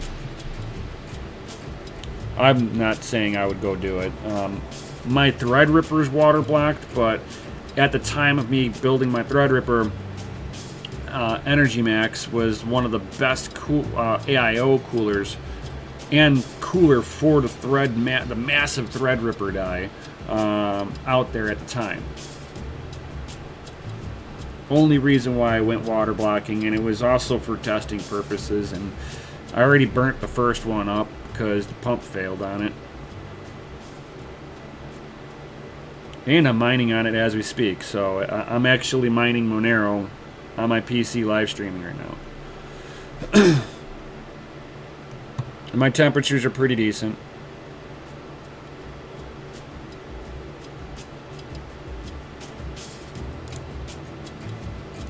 Alright, let's update this bad boy.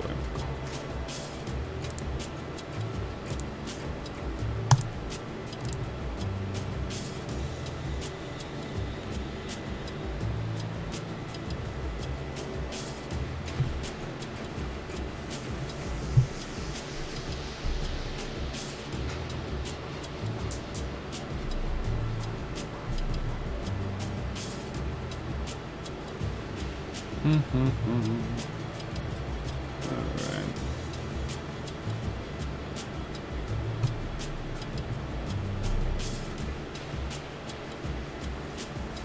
It's like even adding more core to this didn't really make a huge difference.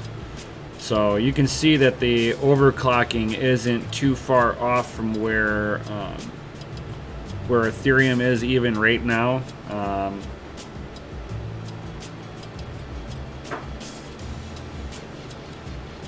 I usually didn't see a substantial difference on the miner side until I started bumping power. Once I bumped power on these things, it was like, watch the hash rate climb.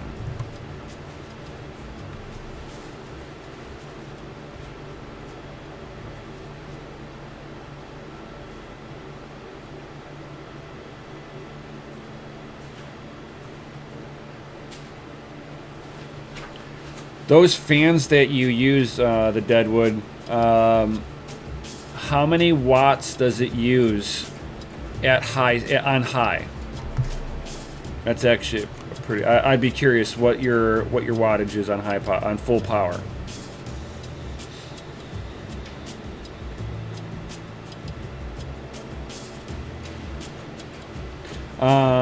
And Crick, what would it be worth building a Threadripper first gen or second gen to mine CPU? You won't have a GPU with them. They're enthusiast grades. So I'm waiting for the price of them to come down because I want to get the 2990X, which is the last generation of the second gen. And I know that to me, those are worth it.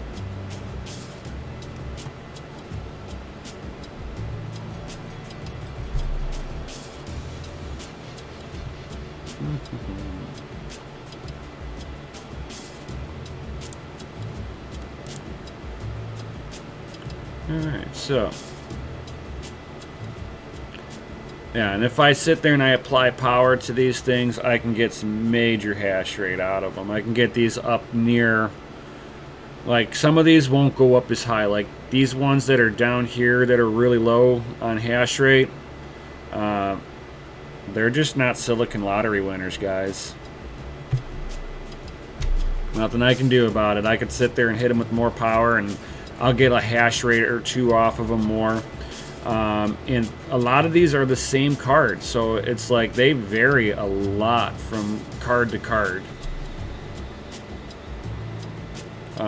Even over here, you can see the same thing. 10, 10, 11, 10, 11, 11, 12, 10, 11. And the majority of these are the same card. Look at the 1070 Ti's, 11. And I can come up over here and go to my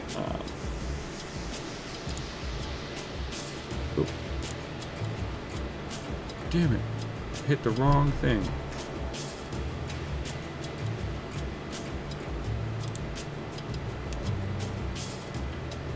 And go ahead and just disable this. And you can see I've got a power limit of like 130 on here. You want to see hash rate? That's the only way to do it.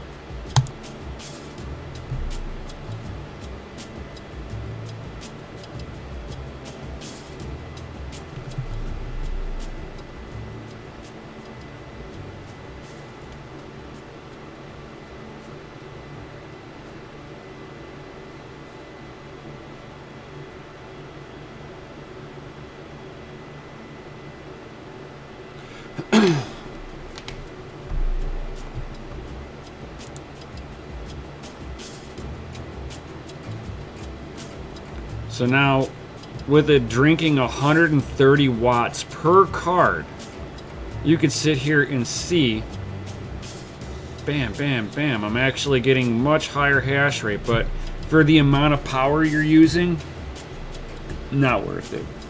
Absolutely not worth it.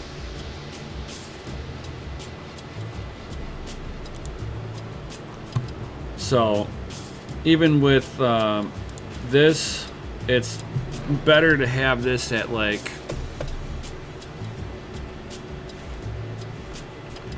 at like 115 watts. The extra 15 watts is not worth 1 mega hash for 15 watts.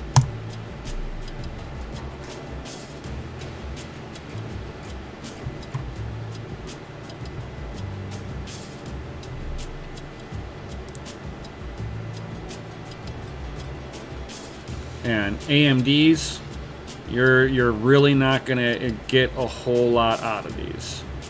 I mean, you can see that this algorithm is relatively warm on this card. I have to pull up the fan rate on this a little bit, I believe.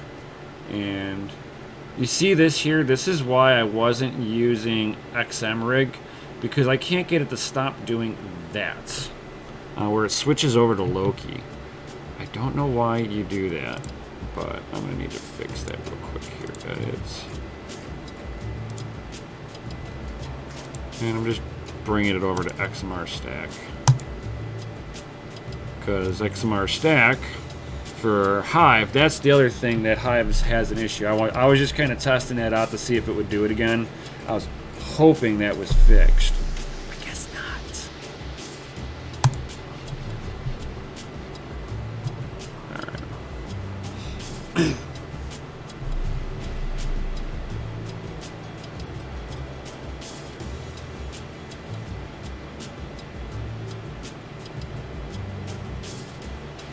Yeah, there's a way to like make like a Pi, configuring it with a servo motor, and you can have it open and close a window. You can have it turn on and off a fan for you. Temperatures, sensors, all connected into it.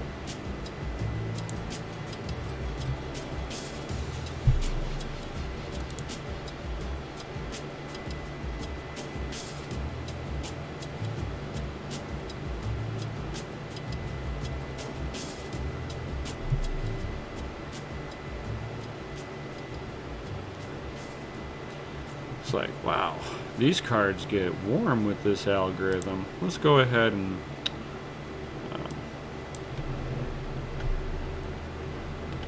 go to 65 on this.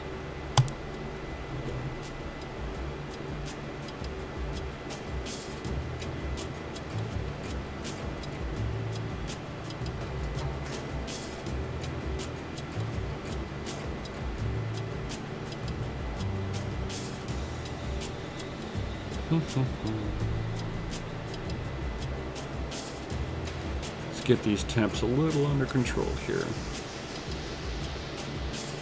Makes me a little nervous that the temps are climbing on these cards. I hate when my cards get warm.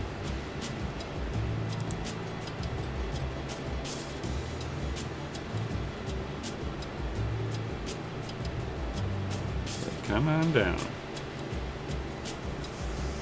And I understand that my AMD rig, I actually have it in a Veta, 8 GPU Veta frame, sitting on the floor.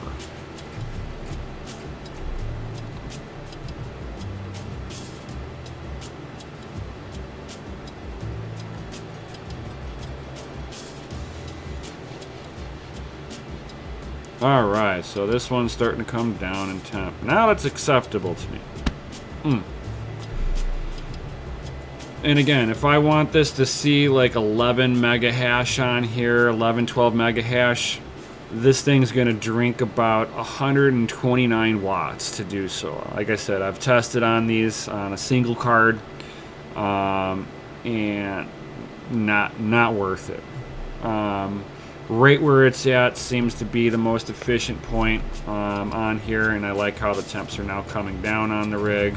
Baller.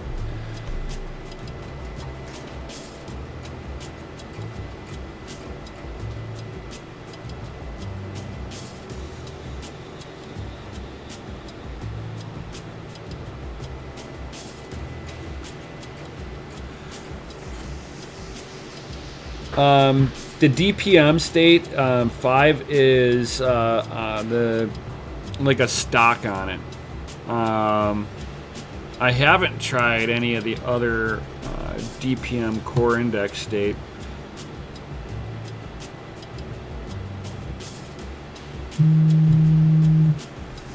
Oop. That's the wifey trying to call me now. Trying to make sure I was setting up dinner. So I will have to make this quick, guys. I have my boss calling me. Because I didn't realize what time it is. I should be putting dinner in the oven here, getting it started before she gets home. So we'll make this a little quick here. So, I will try one on this dude.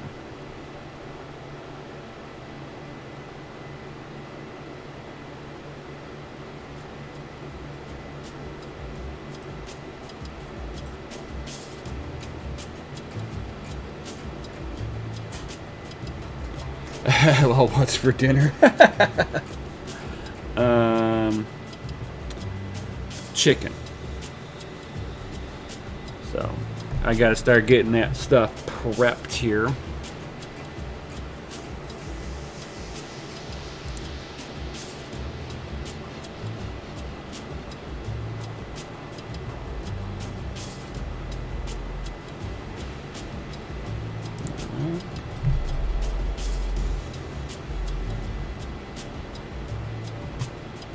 So the DPM state didn't really make much of a difference with it on 1.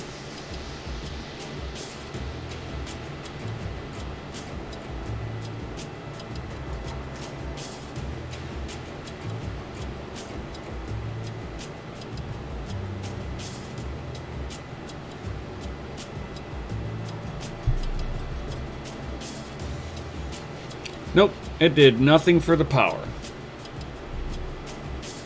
Did absolutely nothing for that power draw. We'll try it on 3.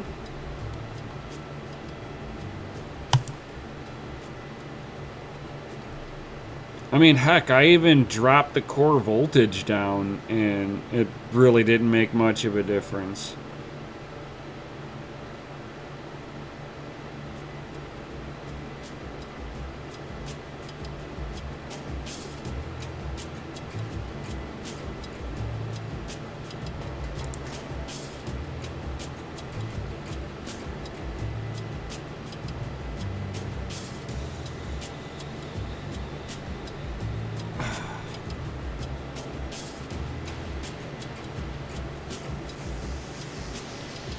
Just spooling up now.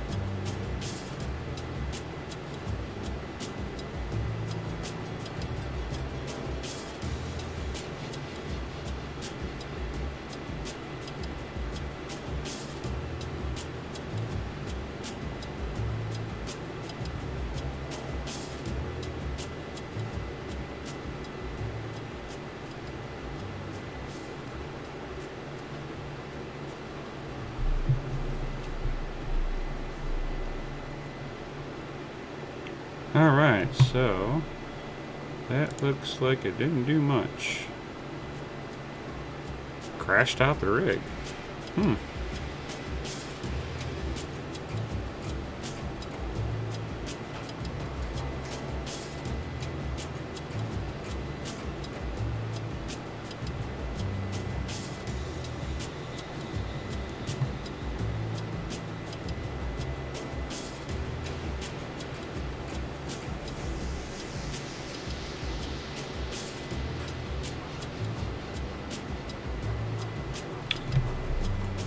Puff, puff, pow.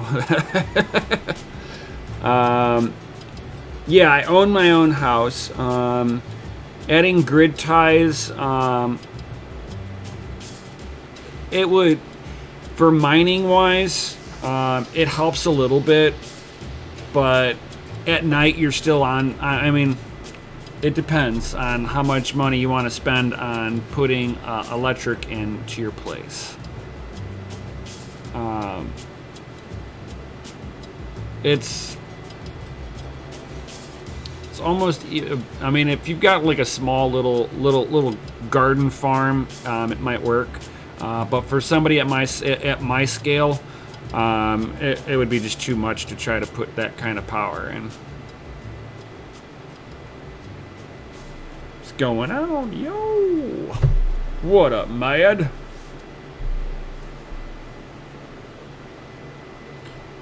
Alright, so it doesn't look like any of it really changed the difference on the amount of wattage, so the DPM state doesn't matter. And that's one thing I have noticed with Hive, is that this did not make any bit of difference on the card.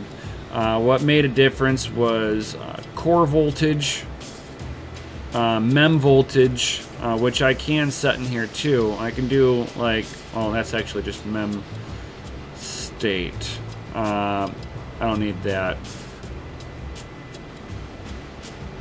But it's like, yeah, you're limited on just the voltage itself on the core.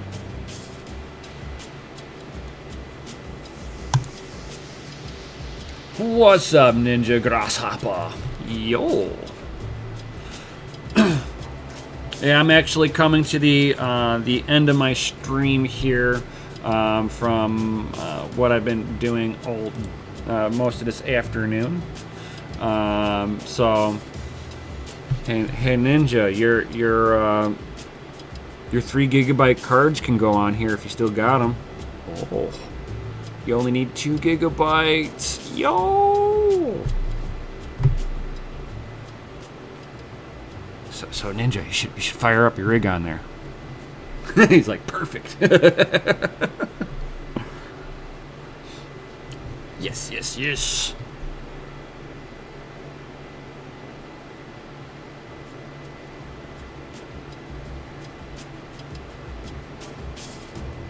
Yeah, no problem, Ninja. Yo.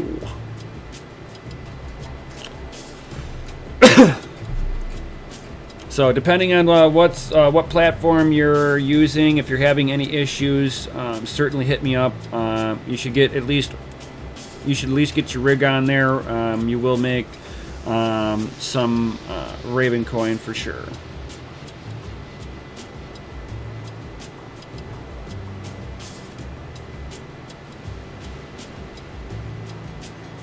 Nice.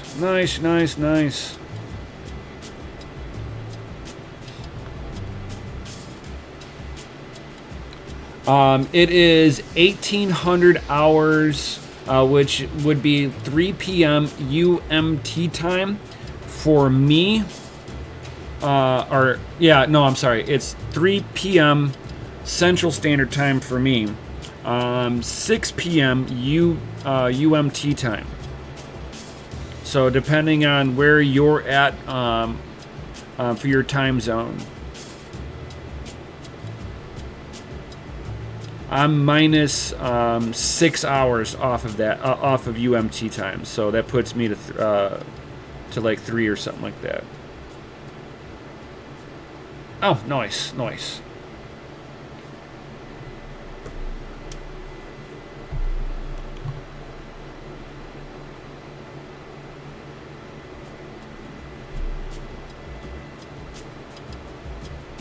Right now, I am mining on ravenminer.com.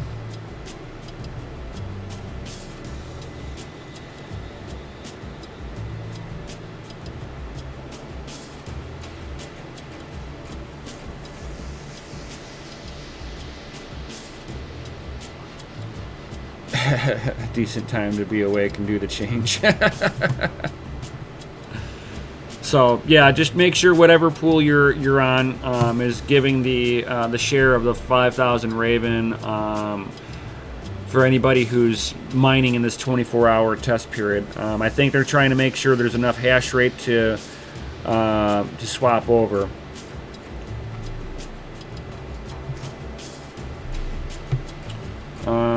Yes, I do have ASICs. I do have some S9s.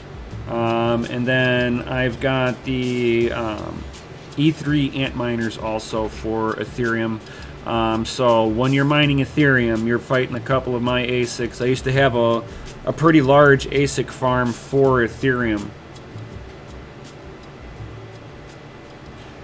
Used ones are definitely worth it as long as you got them from a miner that took care of the equipment, didn't let it get hot, didn't put the wrong power supply onto it, reputable source. You can't, there's people that hashing board's bad on it and they just sell it. So always got to be careful, but that's anything that you're buying. So I mean, once you're looking at used, there's a couple of people who try to be slick about it, and then you have a bunch of honest people like myself that would sell one.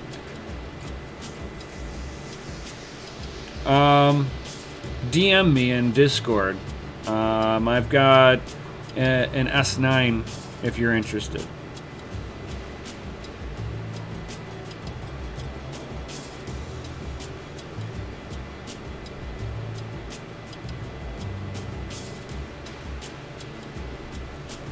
So,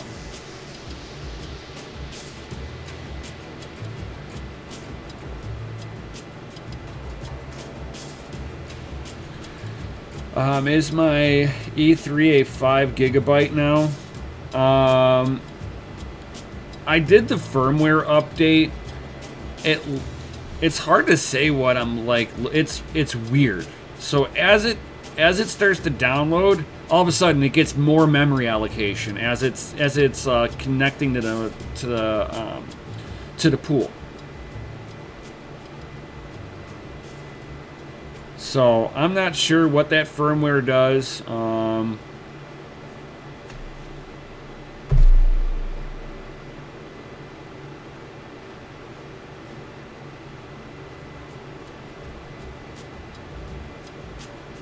just wondering if they're going to put a firmware out that is a 64-bit firmware versus the 32-bit firmware that's on there, and then that miner becomes relevant again. I'm trying to see if anybody has any idea of if that even exists out there. Yo, what's going on, Gundy?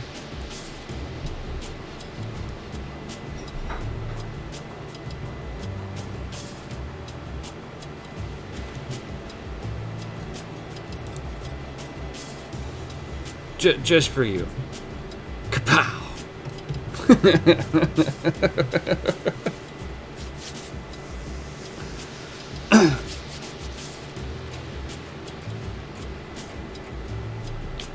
He's here. Where's the jar? Too funny, too funny.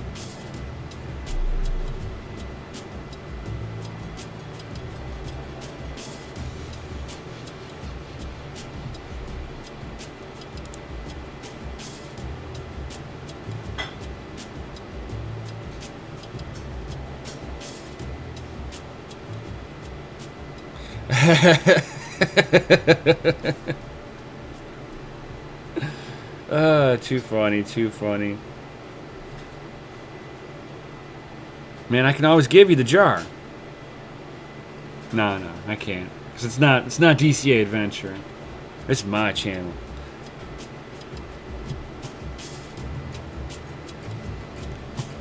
Oh yeah, definitely. Smash them Lizzie like buttons, guys. Subscribe, hit the bell notification, all that good stuff. Certainly, uh, spread the word that out to your favorite social media about me and stuff like that. Helps me gain people onto here so that I can get the knowledge out to all you awesome people out there.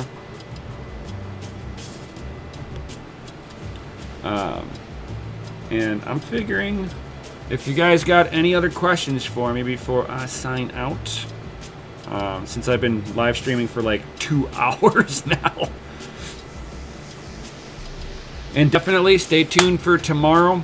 I will go live again tomorrow, right around when I'll get on a little bit before the happening, and we will have a kickback, chillax, chit chat, and watch the happening happen. Watch that first block get mined on that new Ravencoin algorithm. Ooh. Yeah, before I get in any more trouble. Gundy, yes, Veta frame build on Saturday. We will be doing an earlier live stream on DCA Adventure and on here. I will probably be also live streaming it on here also. So you'll be able to watch this on any one of your favorite YouTubers. Yo. Since you guys got any other questions before I sign out, anything, hit me up. This is your chance.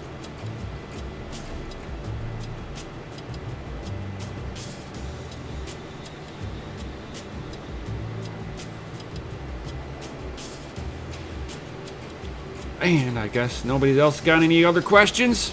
Definitely smash that Lizzie like button on your way out, guys. And I'll see you all tomorrow. Yo.